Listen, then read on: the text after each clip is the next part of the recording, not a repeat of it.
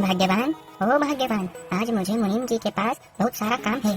आज मुनीम जी का अनाज बाहर शहर बिकने को जाएगा, तो मैं आज खाना खाने नहीं आ पाऊंगा। तो तुम आज मेरा खाना किसी के भी हाथ मुनीम जी के घर तक पहुंचा देना। फिर कन्हैया मुनीम जी के घर पर काम के लिए निकल जाता है। आज तो कोई नजर नहीं आ रहा जिसके हाथ में ये खाना पहुंचा सकूं। लगता है आज मुझे ही खाना देने जाना होगा। कन्हैया की पत्नी कन्हैया को खाना देने के लिए मुनीम जी के घर के लिए निकल जाती है, मगर रास्ते में उसे एक सांप काट लेता है। अरे ये किसने काट लिया? मुझे कांटा तो छुआ नहीं है, कितना दर्द हो रहा है। सांप काटते ही वह जमीन पर गिर जाती है और वहाँ पर खूब सारी भीड़ इकट्ठा हो जाती है। कन्हैया लाल, अभी अभी गांव से एक खबर आ रही है कि तुम्हारी पत्नी को एक सांप ने काट लिया है। तुम्हें तुरंत ही उसके पास जाना होगा।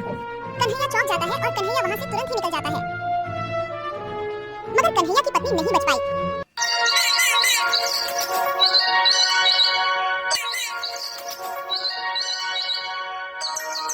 सब खत्म हो गया। तुम मुझे और अपने इस बच्चे को अकेला ही छोड़ गई। अब इस बच्चे को मैं कैसे पालूंगा? इससे बढ़िया तो मैं भी मर जाता। अपनी पत्नी के गुजर जाने के दुख में कन्हैया खूब दुखी हो रहा था।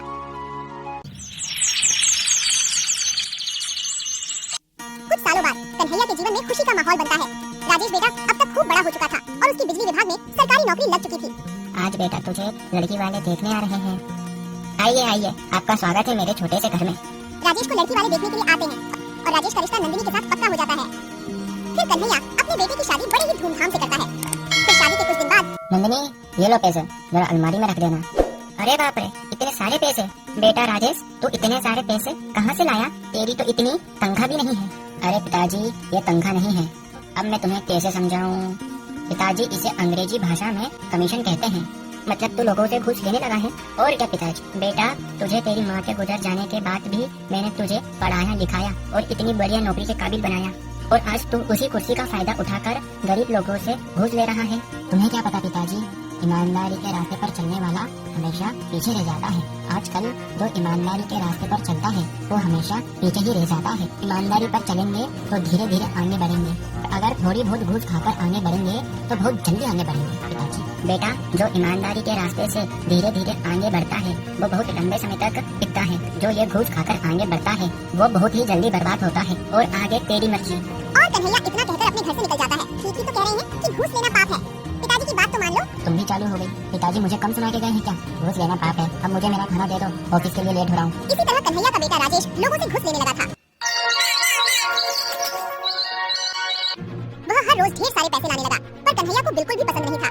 अरे बेटा, ये मुझे नहीं है पसंद। तू मेरे लिए ये लोगों से घूस खाना बंद क्यों नहीं कर देता? अरे पिताजी, तुम तो मेरे हाथ धोकर पीछे ही पड़ गए। घूस घूस लगा रखा है। मैं ये घूस लेना बंद नहीं कर सकता। तुम्हें मेरे साथ रहना हो तो रहो, वरना यहाँ से निकलो। तुम्हें जरा सी भी शर्म नहीं है? कोई भला अपने पिताजी से ऐसे बात करता है? क्या वो क्या गलत कह रहे हैं? ठीक ही तो कह रहे हैं कि घूस लेना पाप है। कोई ये पाप बाप नहीं है। आजकल सब ऐसे ही काम करते हैं। और तुम दादा मेरी अम्मा मत बनो। तुम्हें भी इस घर में रहना हो तो रहो, वरना तुम यहाँ से निकलो। अरे बेटा, मेरे कारण तुम दोनों आपस में मत लड़ो। मैं ही इस घर को छोड़कर चला जाता हूँ। अरे पिताजी, इन्होंने तुम्हें गुस्से में आकर घर छोड़कर जाने को कह दिया है। आप तो सच में घर छोड़कर जाने को तैयार हो गए? तुम कहाँ पर रहोगे? बेटा, तू मेरे रहने की चिंता मत कर, मैं तो कहीं पर भी रह लूंगा। इतना कहकर कन्हैया घर छोड़कर चला जाता है। अरे तुम कैसे बेटे हो जो अपने पिता को घर छोड़कर जाने के लिए एक बार भी नहीं रोका? कन्हैया अपना घर छोड़कर मुनीम जी के घर पर जाता है। क्या हुआ कन्हैया, आज तो तुम समय से पहले काम पर आ गए। और कन्हैया मुनीम जी को अपने बेटे की सारी बात बता देता है। अरे बाप रे, तुम्हारे बेटे ने तुम्हें घर से निकाल दिया। ये तो उसने बहुत गलत किया। कन्हैया, तुम चिंता मत करो, आज से तुम मेरे साथ मेरी ये हवेली में रहोगे। नहीं मुनीम जी, मैं तो मेरे खेत में ही रह लूंगा। कन्हैया, तुम वहाँ पर कैसे रह पाओगे? मुनीम जी, मैं वहाँ आराम से रह लूंगा। तुम्हारा मुंह उतरा उतरा क्यों लग रहा है? आज ऑफिस में कुछ हुआ क्या? हाँ, आज मैं लोगों से घूस लेता पकड़ा गया और अब मुझे अपनी नौकरी से भी निकाल दिया गया है। और मैंने जितना भी घूस का पैसा खाया है वो मुझे सरकार को वापस लौटाना होगा। मुझे बिल्कुल भी समझ नहीं आ रहा है अब मैं क्या करूँगा। कन्हैया अपने खेतों के बीच में एक झोपड़ी तैयार करता है और उसी झोपड़ी में रहने लग जाता है। मुनीम जी कन्हैया से मिलने उसकी झोपड़ी पर जाते हैं। अरे मुनीम जी, आज तुम्हारा ये मेरी झोपड़ी में कैसे आना हुआ? अरे कन्हैया, आज तुम्हारे लिए एक खुशखबरी है।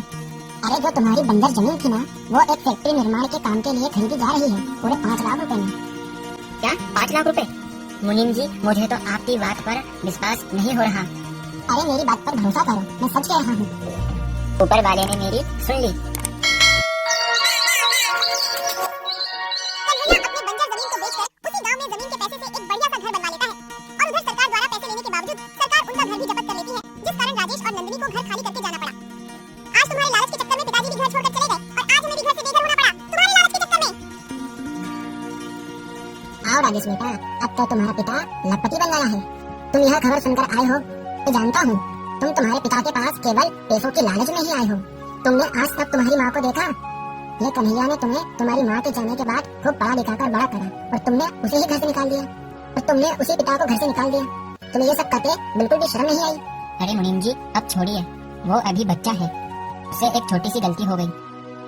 पिताजी मुझे माफ कर दो, मुझसे गलती हो गई और आपकी बात नहीं मानने के कारण आज मेरे हाथ से नौकरी भी चली गई। कोई बात नहीं बेटा, तुझे कहा था ना मैंने कि ईमानदारी के रास्ते पर चलेगा तो खूब आगे जाएगा। अब देख लिया ना बेईमानी के रास्ते का परिणाम।